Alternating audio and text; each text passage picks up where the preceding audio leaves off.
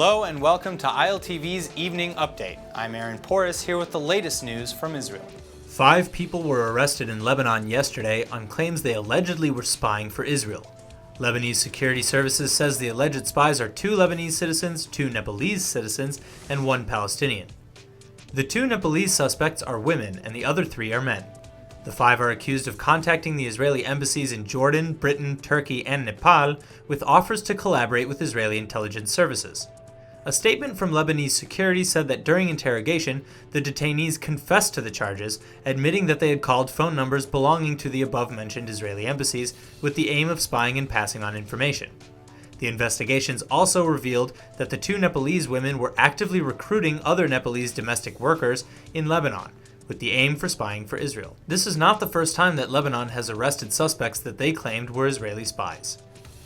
The Anti-Defamation League, or ADL, slammed President Donald Trump yesterday over the White House's proposal to ban refugees from the world's most troubling spots and suspend the issuing of visas from 7 Muslim nations. The ADL called the policy a sad moment in American history. Trump plans to sign an order today that will require the State Department and Department of Homeland Security to immediately halt all processing of refugees from Syria, where over 450,000 people have been killed over the last 5 years, as well as a ban on issuing visas for all nationals from Iraq, Iran, Somalia, Sudan, Libya, and Yemen. The ADL also criticized the Trump administration for threatening to cut funding from so-called sanctuary cities, which are cities and townships that refuse to instruct their law enforcement to do the work of federal immigration authorities. President Donald Trump is reportedly planning an executive order to cut all funding to the UN agencies that recognize the Palestinian Authority, or PLO, as a full member.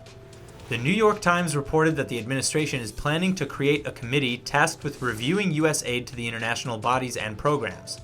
The order specifically calls for a review of aid to the UN peacekeeping efforts. Washington funds roughly 22% of the UN's overall annual budget. The draft order also calls for terminating funding for any organization that is, quote, controlled or substantially influenced by any state that sponsors terrorism, end quote. Trump wrote on Twitter last month that the UN had become, quote, just a club for people to get together, talk, and have a good time, end quote.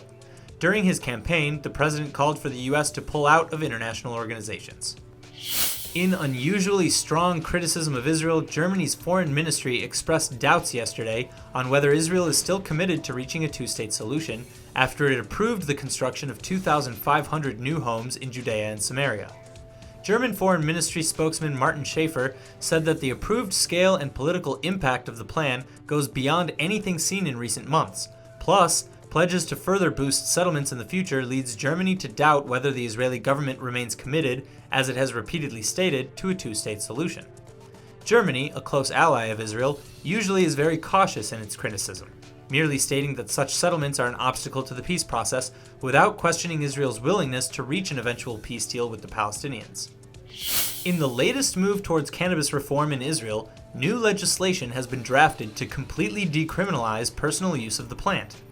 Growing and selling cannabis will still be a focus for criminal investigation, however, but the new attitudes, should the legislation be adopted, will focus on treatment and education to curb illegal use. According to statistics from the UN Office on Drugs and Crime, nearly 9% of Israelis are estimated to use cannabis. But while the number of users has not changed dramatically, enforcement against personal users has dropped by 30% since 2010. In 2015, enforcement of cannabis-related arrests numbered only 188. In 2016, less than 20. These numbers alone provide a view of the ongoing dramatic shift in approach to Israeli cannabis culture. Under the new proposal being pushed primarily by Public Security Minister Gilad Erdan, home use and possession would not carry any punishments. Those caught using in public will receive a 1,000 shekel fine the first time they're caught and 2,000 shekel fine the second time. The third time, offenders would be given the choice between a few possible punitive measures or criminal prosecution. Punitive measures include rehabilitation programs and the potential for losing gun or driver's licenses. Users caught 4 times would be automatically indicted. If the new policy is approved by the government, it will take effect within 3 months. That's all for now. Stay tuned on ILTV.tv for our main daily broadcast playing after this. I'm Aaron Porras and see you next time with our morning briefing from Israel at 8 a.m. Eastern Time.